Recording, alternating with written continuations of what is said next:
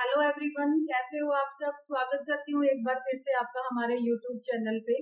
जैसे हमारी web designing की सीरीज चल रही है, लास्ट वीडियो में हमने ऑर्डर लिस्ट देखा था। उसी सीरीज में आज हम देखेंगे अनऑर्डर लिस्ट। अनऑर्डर, इसके नाम से ही पता चल रहा है कि जब हमारे जो एलिमेंट आइटम होंगे जिनका कोई भी ऑर्डर नहीं होता, तो उनको हम किसके अंदर रखते हैं, अनऑर्डर लिस्ट के अंदर रखते हैं। तो कैसे इसको क्रिएट करते हैं, कितने इसके एट्रीब्यूट होते हैं, ये सारी चीजें हम प्रैक्टिकल में अभी देखेंगे। तो बिना देरी के बढ़ते हैं अपने प्रैक्टिकल पोर्शन की तरफ।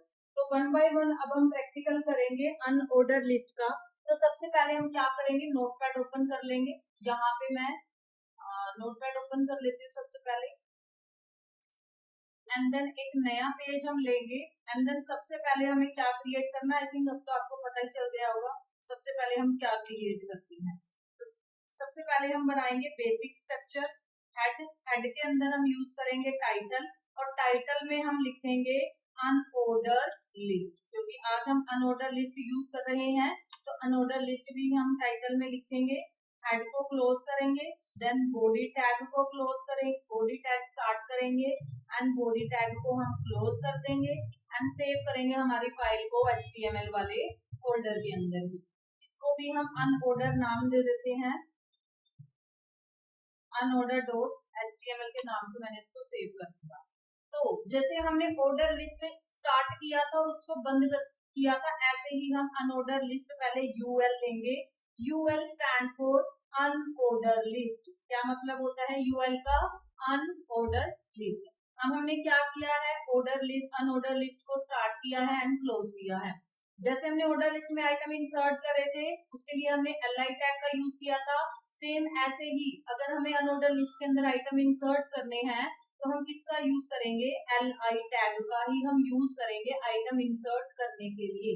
तो यहाँ पे मैं कंटेंट सेम ही रखती हूँ फिलहाल। तो LI और LI को हम क्या कर देंगे, इधर क्लोज कर देंगे, देन सेकंड LI, और यहाँ पे मैंने लिखा हार्डवेयर, एंड देन LI को बंद करेंगे। ऐसे ही तीसरा आइटम ले लेते हैं हम, और यहाँ पे हमने लिख दिया सॉफ्टवेयर, एंड देन LI को क्लोज कर देंगे हम। तो मैंने 3 आइटम इंसर्ट कर दिए हैं अनऑर्डर लिस्ट के अंदर। अब हम अपने इस जो भी चेंजेस करें इसको सेव करेंगे कंट्रोल S से, एंड देन फोल्डर के अंदर अनऑर्डर लिस्ट को हम देखेंगे, ये रहा यहाँ पे, और इस पे डबल क्लिक करके हम ब्राउजर में इसकी आउटपुट देखेंगे। तो यहाँ पे देखो क्या बने आ रहे हैं, इनको डिस्क बोलते हैं। वैसे बाय डिफॉल्ट इसका जो टाइप होता है वो डिस्क होता है। ये डॉटेड बुलेटेड में आपका दिख रहा है। तो बाय डिफॉल्ट जो अनऑर्डर लिस्ट की जो टाइप है वो डिस्क होता है, और आप इसको बुलेट भी बोल सकते हो। अब वन बाय वन हम क्या देखेंगे, इसके टाइप देखेंगे। देखो यहाँ पे हमें पता नहीं चल रहा कि पहले कंप्यूटर हम यूज करें, पहले हार्डवेयर यूज करें या सॉफ्टवेयर यूज करें, इसीलिए इसको क्या बोला जाता है, अनऑर्डर लिस्ट बोला जाता है। अब वन बाय वन हम, जैसे हमने ऑर्डर लिस्ट के टाइप देखे थे, ऐसे ही हम अनऑर्डर लिस्ट के भी टाइप को देखते हैं। मैं इसको यहाँ से कॉपी कर लेती हूँ, और कॉपी करने के बाद इसको नीचे पेस्ट किया। यहाँ पे टाइप हम कहाँ पे यूज करेंगे, opening tag of UL, type is equal to, इसका जो दूसरा टाइप होता है वो होता है circle, save, old tab, refresh. तो देखो सर्कल और डिस्क में क्या फर्क होता है, जो डिस्क होता है वो बाय डिफॉल्ट आपका क्या होगा, फिल मिलेगा, बट जो सर्कल है वो आपका क्या है, एम्प्टी है, फिल नहीं है। तो ये डिफरेंस होता है। कई बार क्वेश्चन पूछा जाता है, इसके ये जो आपको दिख रहे हैं आइकन, इनका भी पूछा जाता है कि ये डिस्क है या सर्कल है। तो कुछ बच्चे बुलेट को सर्कल टिक करके आ जाते हैं।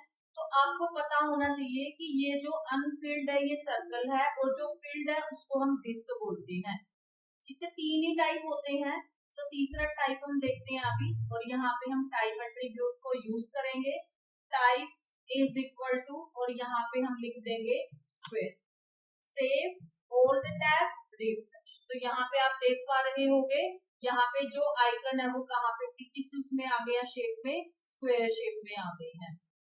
डिस्क की स्पेलिंग एक बार वैसे मैं लिख देती हूँ, क्योंकि कुछ बच्चे डिस्क की स्पेलिंग में भी मिस्टेक कर देते हैं।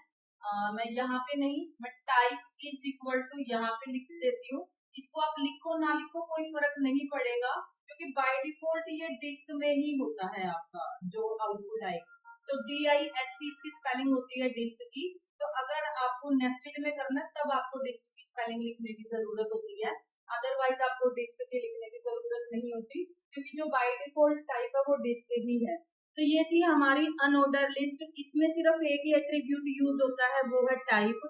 स्टार्ट एट्रीब्यूट इसमें यूज नहीं होता। आई थिंक आप समझ भी गए होंगे क्यों नहीं होता, क्योंकि यहाँ पे हमें पता ही नहीं चल रहा स्टार्ट कहाँ से करना है, क्योंकि सारे के सारे यहाँ पे जो आइकन है वो सेम है। तो हम किसी को ये बोल ही नहीं सकते कौन फर्स्ट आएगा, कौन सेकंड आएगा, कौन अल्फाबेट ऑर्डर, वहां पे तो ऑर्डर में थी चीजें, तो इसीलिए हमने स्टार्ट एट्रीब्यूट का यूज कर लिया था।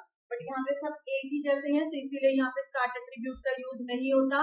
अनऑर्डर लिस्ट में सिर्फ एक एट्रीब्यूट यूज करते हैं, वो है टाइप। तो आई होप आपको order list and unordered list दोनों ही अच्छे से क्लियर हो गई होंगी। अब फिर भी कोई डाउट अगर आपका रहता है तो कमेंट बॉक्स में आप अपनी क्वेरी मेरे से पूछ सकते हैं।